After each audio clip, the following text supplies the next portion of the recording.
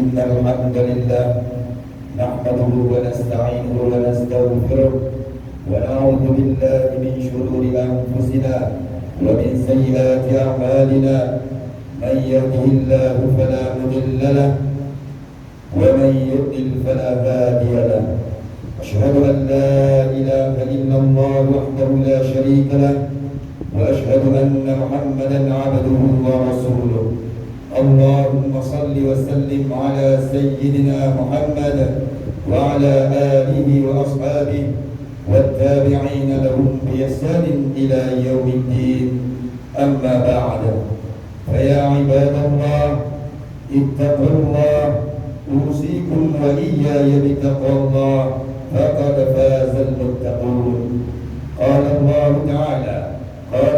تعالى في القرآن الكريم بعد أعوذ بالله من الشيطان الرجيم إن المنافقين يخادعون الله وهو خادعهم وإذا قاموا إلى الصلاة قاموا كسالى يراءون الناس ولا يذكرون الله إلا قليلا.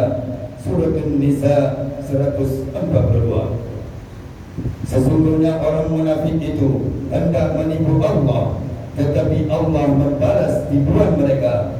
Apabila mereka berdiri untuk salat, mereka lakukan dengan malas. Mereka melakukan dengan riya, yakni ingin dipuji di hadapan manusia, dan mereka tidak mengingati Allah kecuali sedikit sekali. Sidang Jumaat yang dirahmati Allah, marilah kita semua tingkatkan ketakwaan kepada Allah Subhanahu wa taala dengan mentaati segala perintahnya dan menjauhi segala larangannya. Mudah-mudahan hidup kita di dunia dan di akhirat dilimpahi keberkatan ilahi. Mimbar pada hari ini akan membicarakan khutbah bertajuk hindari sifat munafik. Ma'asyiral muslimin, sifat munafik daripada segi syariah, munafik merujuk kepada orang yang menyembunyikan kekufuran di dalam hati sementara berpura-pura menzahirkan keimanan. Mereka yang pada zahirnya mengaku keesaan Allah dan kerasulan Nabi Muhammad SAW, tetapi sebenarnya tidak beriman. Jika dilihat daripada segi bahasa, perkataan munafik merujuk kepada orang yang amalan dan hatinya bercanggah dengan apa yang diperkatakannya. Ketika mereka bercakap atau melakukan sesuatu, mereka menyembunyikan maksud yang sebenar. Mereka ini kelihatan baik pada zahir, tetapi memiliki niat jahat yang terselindung. Mereka bersifat berbuat di luar, runcing di dalam. Dalam arti kata lain, nampak baik tapi hati jahat. Saudaraku muslimin, sifat munafik merupakan antara penyakit yang paling bahaya dalam masyarakat. Ia boleh menjadi gunting dalam lipatan dan musuh dalam selimut. Sifat kepura-puraan mereka boleh mengancam kesejahteraan ummah dan keselamatan sesebuah negara. Digambarkan golongan munafik ini sebagai manusia yang busuk hati kerana hasad dengki terhadap orang beriman, seperti mana firman Allah dalam suratul Baqarah ayat 10, fi qulubihim maradun fazadahumullahu marada wa lahum 'adzabun alimun bima kanu yakdzibun. Dalam hati mereka, yakni golongan munafik itu, terdapat penyakit syak dan hasad dengki, lalu ditambah Allah penyakitnya, dan bagi mereka siksa yang pedih disebabkan mereka berdusta. Ma'asyiral muslimin, Rasulullah SAW mengalami pengalaman pahit akibat perbuatan kumpulan munafik ini. Mereka berpura-pura di hadapan baginda menyokong dakwah Islam, namun hakikatnya mereka berniat mahu memusnahkan Islam. Mereka membawa banyak musibah, termasuk mengkhianati umat Islam, seperti yang berlaku semasa perang Uhud. Tuan-tuan, Abdullah bin Ubay telah mempengaruhi sebahagian tentera muslimin supaya mundur daripada medan perang, yang mengakibatkan tentera Rasulullah SAW menjadi lebih kecil dan lemah. Kejatuhan Khalifah Abbasiyah juga disebabkan perbuatan khianat salah seorang menteri yang berpenyakit hasad. Mereka tergamak bekerja sama dengan musuh untuk membuka laluan yang membolehkan tentera Tatar masuk menguasai Baghdad. Sabda Rasulullah SAW, "Arba'un man kunna fihi kana munafiqan khalisan, wa man kanat fihi khaslatun minhunna kanat fihi khaslatun minan nifaq hatta yada'aha. Idza utumina khana, wa idza haddatha kadhaba, wa idza ahada ghadara, wa idza khasama fajara." Empat perkara yang ada pada dirinya, jika melakukan semuanya, ia menjadi munafik sepenuhnya. Dan sesiapa yang ada salah satu daripadanya, nescaya dirinya mempunyai salah satu daripada sifat munafik, sehinggalah dia meninggalkannya.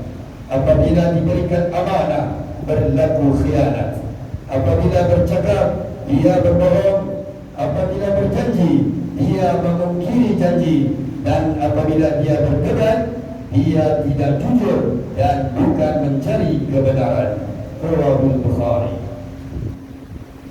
Tuan-tuan, orang-orang yang munafik itu dapat kita kenali melalui sifat-sifat berikut.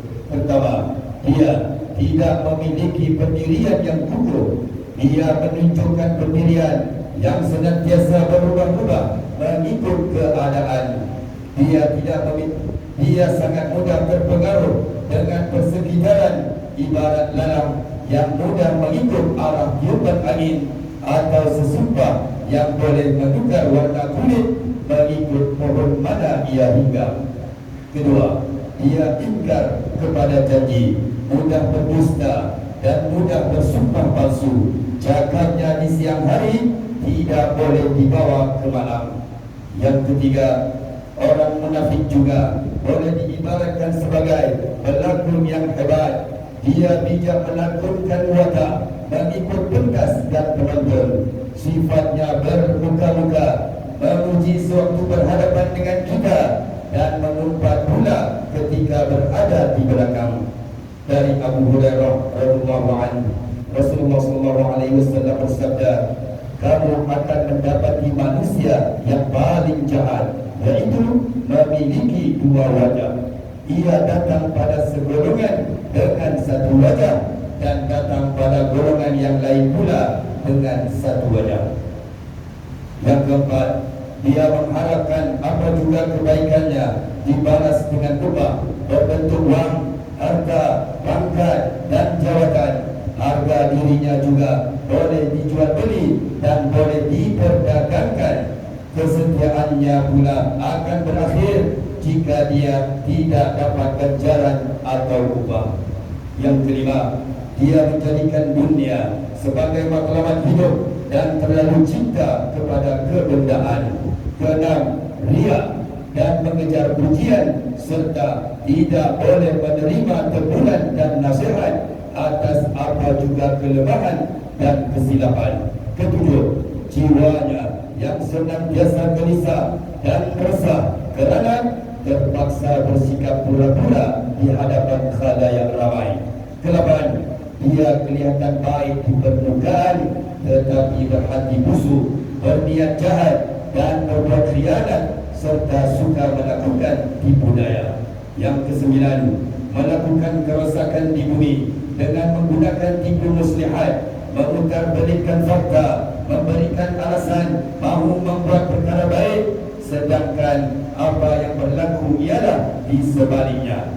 Yang kesepuluh, dia tidak merasa bersalah, malah berbangga melakukan dosa dengan memberikan berbagai hujah untuk menghalalkan apa juga dosa yang telah dilakukan. Dan yang ke-11-nya, tuan-tuan, berhasad dengki terhadap kejayaan dan pencapaian orang lain dan menaruh dendam dalam hati. Barakallahu li wa lakum bil Qur'anil azim wa nafa'ani wa iyyakum bima fihi min al-ayati wal dhikril hakim wa taqabbal minni wa minkum tilawatahu innahu huwas samiul alim. Aqulu qawli hadha wa astaghfirullahal azim li wa lakum ولسائر المسلمين والمسلمات والمؤمنين والمؤمنات الأحياء منهم والأموات فاستغفروه إنه هو الغفور الرحيم. اللهم صل على سيدنا محمد. اللهم صل على سيدنا وحبيبنا وشفينا وطهرنا ومولانا محمد.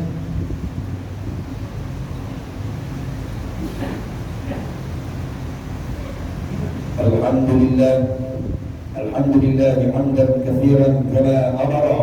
أشهد أن لا إله إلا الله وحده لا شريك له وأشهد أن سيدنا ونبينا محمدا عبده ورسوله.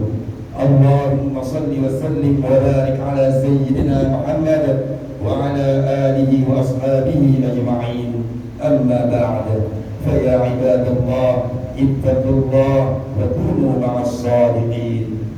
Tuan-tuan yang dirahmati Allah, saudara, berwaspadalah dengan orang-orang yang munafik dan jauhkan diri daripada menjadikan mereka sebagai rakan dan sekutu, kerana perlakuan munafik ini amat membahayakan diri, masyarakat, negara dan agama. Sifat munafik akan merosakkan dasar keimanan dan amalan kebaikan kita. Tuan-tuan, sikap dan amalan munafik mestilah dihapuskan dalam kehidupan, kerana sepanjang sejarah Islam, golongan munafik ialah perosak kepada kehidupan beragama dan menghalang penghayatan hidup berlandaskan tauhid dan keesaan Allah Subhanahu wa taala.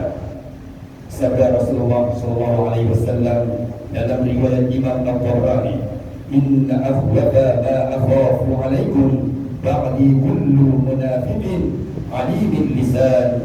Sesungguhnya perkara yang paling aku bimbangkan setelah peninggalanku yaitu orang munafik yang tetap berbicara. Tuan-tuan yang dirahmati Allah, di dalam Al-Quran terkandung 13 ayat yang memperingatkan umat mengenai golongan munafik. Bahkan ada satu surah khusus di dalam Al-Quran yang membicarakan perihal munafik, yaitu surah Al-Munafiqun. Sesungguhnya sifat munafik sangat dimurkai oleh Allah Subhanahu wa taala. Firman Allah dalam surah An-Nisa ayat 145, "Innal munafiqina fid darkil asfali minan nar wa lan tajid lahum nasira." Sesungguhnya orang munafik itu ditempatkan pada tingkatan neraka paling bawah. Ma'asyiral muslimin, mimbar menyeru kepada jemaah semua agar kita tetap berpegang kepada akidah Islam yang berteraskan ahli sunnah wal jamaah yang menjadi warisan Rasulullah SAW, sahabat dan tabi'in. Jagalah hubungan kita dengan Allah dan sesama manusia. Makmurkanlah rumah-rumah Allah dengan istiqamah mengerjakan ibadah, terutamanya solat fardu berjamaah. A'udzu billahi minasyaitonir rajim. Innallaha wa malaikatahu yusholluna 'alan nabi ya ayyuhalladzina amanu shallu 'alaihi wa sallimu taslima. Allahumma shalli 'ala sayyidina Muhammad wa 'ala ali sayyidina Muhammad. اللهم اغفر للمسلمين والمسلمات والمؤمنين والمؤمنات الأحياء منهم والأموات. اللهم ارفع عنا البلاء والوباء والغلاء والمحن والفتن ما ظهر منها وما بطن عن بلدنا هذا خاصة وعن بلدان المسلمين عامة، إنك على كل شيء قدير. اللهم إنا نعوذ بك من الفقر والكفر والفسوق والشقاق والنفاق والسمعة والرياء.